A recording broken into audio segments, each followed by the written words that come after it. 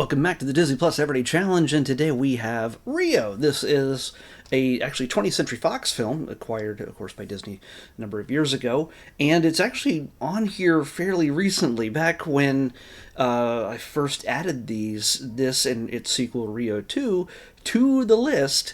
It did get selected, but when I went to go find it, it wasn't there. Rio 2 was.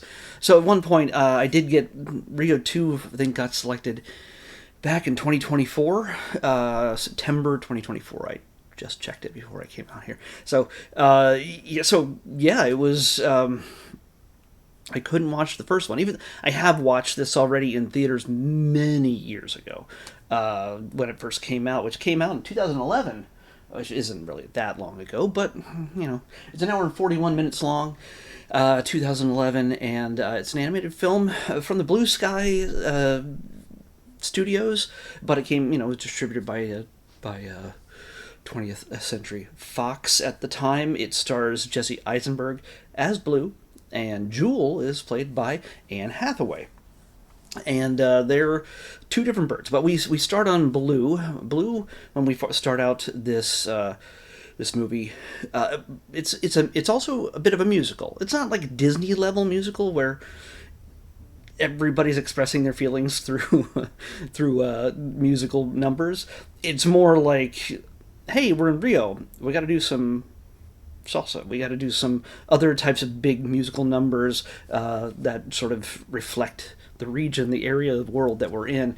And yeah, it's fun. In fact, the very first one is about Carnival. So soon, in the middle of a song about Carnival and the birds flying everywhere throughout the jungle, very little Blue gets snatched away by poachers and sent to the furthest regions of the world, including Minnesota. And he falls off a truck, basically, and this little girl finds him and rescues him and makes her her own. It makes him her own. As she grows up, Blue comes to love her and appreciate her for all the help that she gave her throughout his entire life, basically. And he knows nothing else. He grew up in Minnesota, and it's snowy there, and he doesn't get out much. He's basically a domesticated bird, so much so that he's never learned how to fly. When she's suddenly approached as an adult, a girl who's not really gotten out, doesn't seem like she's dated much.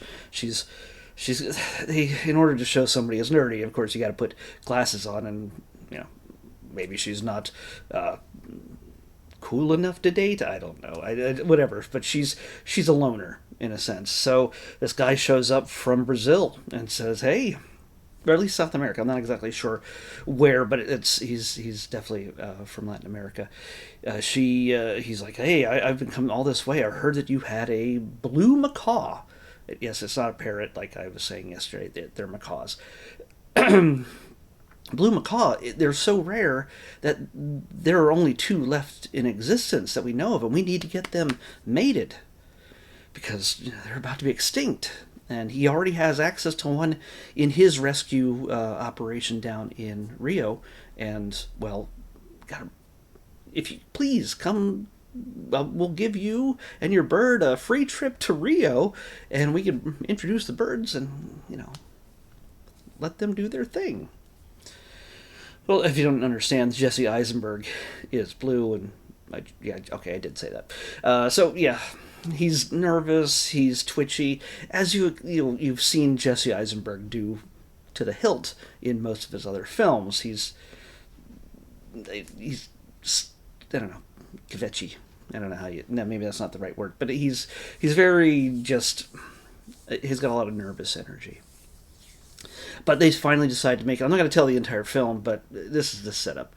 They head to Rio and introduced to Jewel, and soon enough, they do not get along at all, because she sees herself as being in captivity herself, not realizing that even though she would much rather be out in the wild, in the jungles, she doesn't realize that she's one of the last on Earth. And she's being held in captivity in order to help make it so that she's not the last on Earth. So, and she's doing everything she can to break out, while he's like, I'm happy with being domesticated. I'm not sure I really like being here, because you seem very antisocial, but what can we do? And they have very different outlook on life, especially since he cannot fly. And soon enough, they fall into the hands of more poachers who are going to just send them both to a buyer who will make these men very rich. Of course, it's one guy who's like the criminal mastermind, and two absolute dorks who are his henchmen. But the most competent bird he has is what's his name? He's played by Jermaine Stewart. Why can't I? Is it Stewart? Why can't I? Where is his name? There he is. Clement. Jermaine Clement. Stewart. Jeez. Jermaine Clement from Flight of the Conchords. He's menacing. Long before he played a devious, bejeweled crab in Moana, he got to play a big white. Is it a parrot?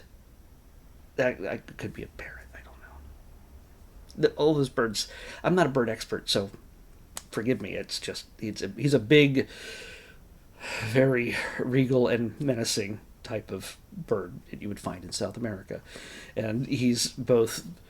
He can be a bad guy on the same level as our good guys, our main characters.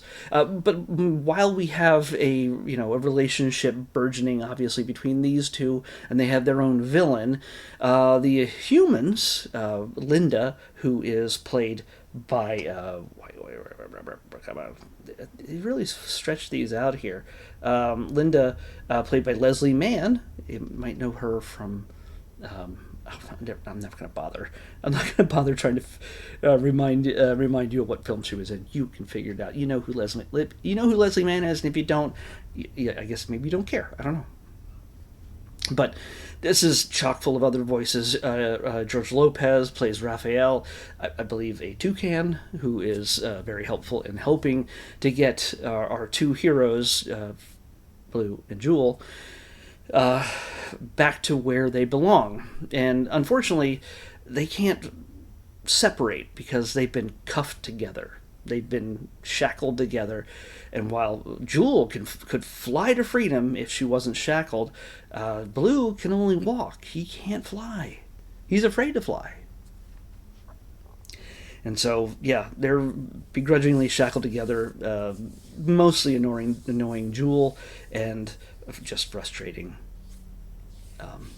Blue. So we meet a number of characters along the way. Of course, George Lopez is the toucan, and a bunch of other little smaller birds, including Nico, played by Jamie Foxx. Will.i.am plays Pedro. And even though I don't see his name here, maybe I just have to keep scrolling, Tracy Morgan plays a bulldog. Yes, a very slobbery bulldog who is helpful despite himself. So, but he's one of the fun little treats toward the end of the film that really notched this up a little bit, because he's just fun. And I think this is the first time I've heard him in a actual animated voice character. I don't know. I can't recall. But he's great. He's great. Everybody's pretty great in this. It's a lively type of adventure. There's lots of action. The characters are likable, and the music, while it's not necessarily oh my gosh, it's going to blow your mind. It is very much related to the music of the region. They throw Rihanna in there, and it's a few other recognizable voices. Probably Will.i.am has a song in there. I didn't check the song list, but it sounded like Rihanna in one of the songs during the final performance, the credits. So yeah, it makes sense that it warranted a sequel. But yeah, it's all a good time. It's from the same people who made Ice Age. So yeah, they had a pedigree of making popular animated films that weren't Disney. It doesn't necessarily compare to the kind of flow that a Disney film generally has, or a Pixar film. But it's still good fun. It's a nice adventure, and they really, I mean, have we really had a lot of movies that dealt with birds as leads? I mean, the challenges of animation for that would have been a whole different situation than just animals walking across the ice age. I don't know. So yeah, it's definitely worth a check. It's not going to blow you away if you're a Disney devotee, but it has its own charms, and it's good fun. So definitely give it a shot. If you haven't seen it yet, that and its sequel. If you want to go back to 2024, you can find my review of Rio 2. I do not recall what I said about it, because I'm pretty sure that might have been the first time I had seen it. But I know I've seen this one before, but I forgot like 90% of it. I knew the concept, I knew the point behind all of it, but I honestly, it just left my brain completely, which is not uncommon these days. So, yeah, check it out. Let's pick tomorrow's episode. 101. Somebody fell over. I heard a thud. 101 is the highest number with content in this list, because we went to 103 when we started this quarter, and we're almost done. At the end of this month, we're going to be done with this quarter, and we're going to have to reset the whole list, and we'll be moving into what will be. I can almost guarantee it, unless Disney dumps a lot of new stuff that hopefully is not reality TV. We'll be moving into the final quarter of the final year of this series, in our 7th year now, since the Disney Plus launched. But 101 is reality TV. Worst cooks in America. So, yeah, worst cooks in America. The cooking stuff isn't that bad. I just need to make sure I eat before I watch that. And, well, maybe not, because it's the worst cooks in America. And if it's awful, I might lose my appetite. So I definitely should probably eat before I watch that. Yeah. So, worst cooks in America is what we're watching next on the Disney Plus Everyday Challenge. I'll see you back here tomorrow with that.